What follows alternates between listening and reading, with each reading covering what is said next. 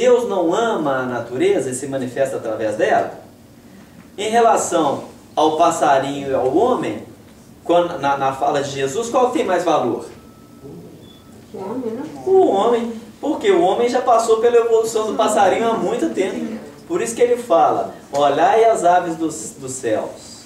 Elas não semeiam, elas não colhem, no entanto, vosso Pai Celestial as alimenta. E vós valeis muito mais do que muitos passarinhos. Ou seja, pode juntar todos os passarinhos da terra, não vão ter evolução que tem um homem.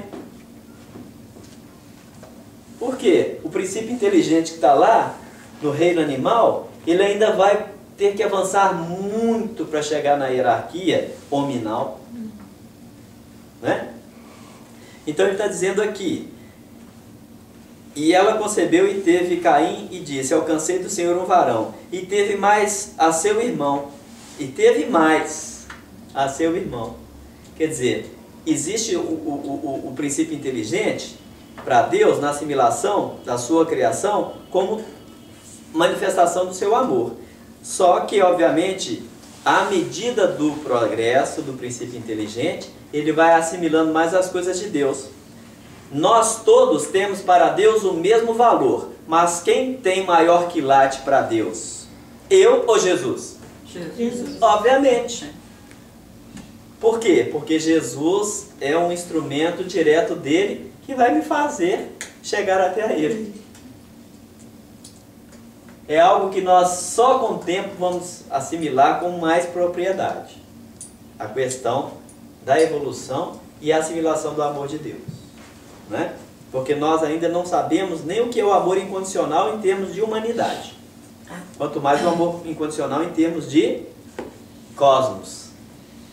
Né?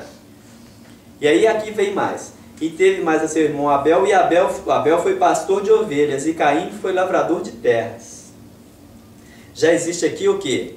Como que uma observação de pontos de divergentes, de separação. Por causa de evolução. Porque quem trata do princípio inteligente no reino vegetal, obviamente que não está no mesmo progresso daquele que está tratando do reino animal. Embora os dois sejam importantes. E todos estejam trabalhando os reinos da natureza. Imagine que coisa interessante. Nós não assimilamos ainda aquilo que o Wagner colocou ainda lá na palestra. O vegetal, ele vai em busca da luz. Estando ele num quarto escuro, furou um buraquinho, passou a luz solar, ele vai em busca da luz. O vegetal. Não é isso? Por causa da assimilação fotossintética. O animal, ele não vai ser puxado pela luz, ele já vai buscar a luz, porque ele já tem um instinto que o favorece a isso. E o homem? O homem desenvolve o que já O homem, se ele estiver no escuro, ele desenvolve recursos para fazer a luz. Porque esse é o desiderato do princípio inteligente, é fazer a luz. E como nós ainda não conseguimos fazer a luz espiritual, nós fazemos a luz artificial. Não é dito pelos espíritos que existem mundos, que os espíritos não precisam de luz material, porque eles têm a luz em si? Agora, como que será essa luz? Eles irradiam a luz e iluminam onde eles estão? Com certeza. Não deve ser isso. É porque para eles não existe escuridão.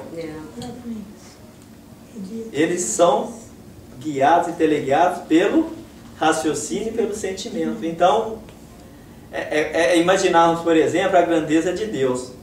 A gente achava que as estrelas estavam penduradas no céu, né? Mas elas estão lá dispostas e numa harmonia que só vai chocar uma com a outra quando Deus quiser.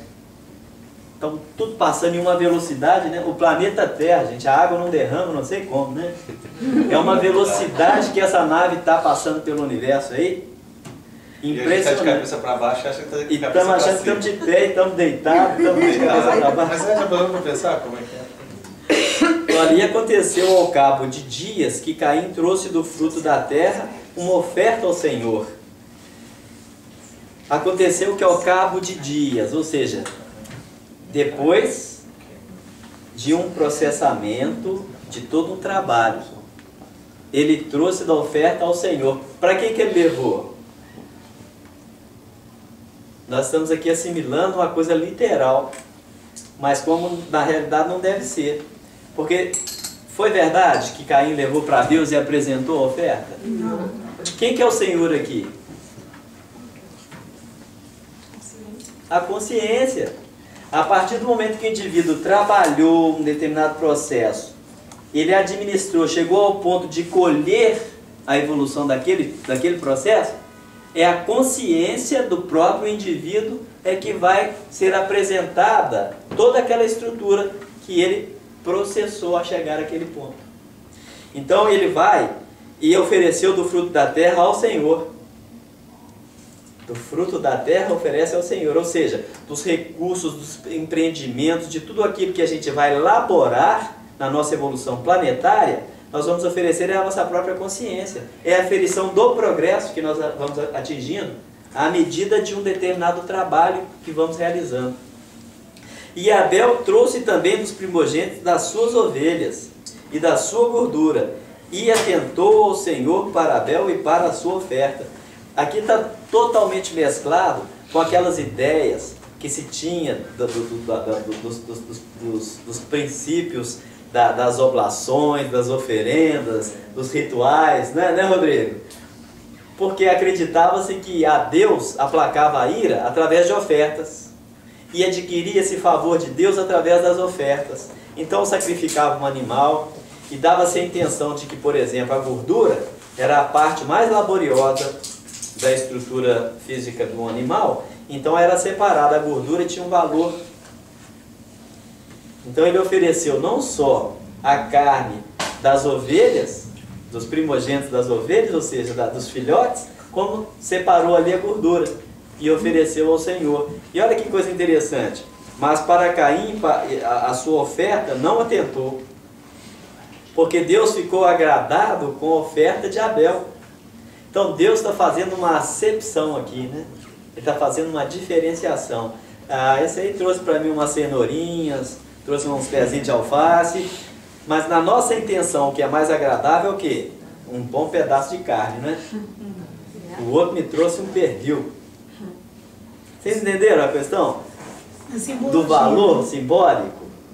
Da proteína. Da proteína. Né? Não deixa de ser num todo, você vê, é realmente a história da passagem dessa coisa que seria, que a gente chama de homem da caverna, que é o nômade, com a construção da civilização. Olha só, a racionalidade, a coisa da moral já começou a despertar e botar roupa, aí depois a criação do gado, e tá vendo? E arar a terra. E é completamente diferente de um estilo de vida indígena. E também da que todo mundo tinha. Da competitividade. Através da evolução. Mas você vê que a história realmente dessa coisa desse leap forward, né? Desse pulo para frente. E tá tudo na nossa consciência. Porque era todo mundo, era na Europa, na Ásia, nas Américas, todo mundo era indígena. Saía caminhando, matava um boi aqui, matava um frango ali, fazia...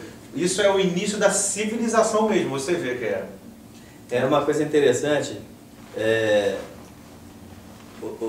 uma vez um expositor estava nos trazendo uma consideração muito interessante, Oswaldo, irmão do Sonório. Falando sobre evolução, ele diz o seguinte, que lá nos primórdios da evolução, as tribos que eram mais frágeis, obviamente que elas eram sempre suprimidas pelos mais fortes. Então os mais fortes aí matavam os machos, possuíam as suas mulheres e assim por diante. E era tudo à base da força. Pegava o tacape e arrebentava mesmo com o camarada, matava mesmo. Era um processo de evolução, era primata, era primitivo. O dia que o fraquinho conseguiu reagir, pegou o tacape, bateu na cabeça do maior e matou ele, a espiritualidade aplaudiu. Porque aquilo não era violência, era um processo de defesa, de evolução. A partir do momento em que não deixou de ser defesa para ser crueldade, como narra-se no livro dos Espias acerca das guerras, é que a coisa complica. Agora, vai chegar um determinado momento do progresso evolutivo da Terra em que não haverá ações e reações no campo da animalidade.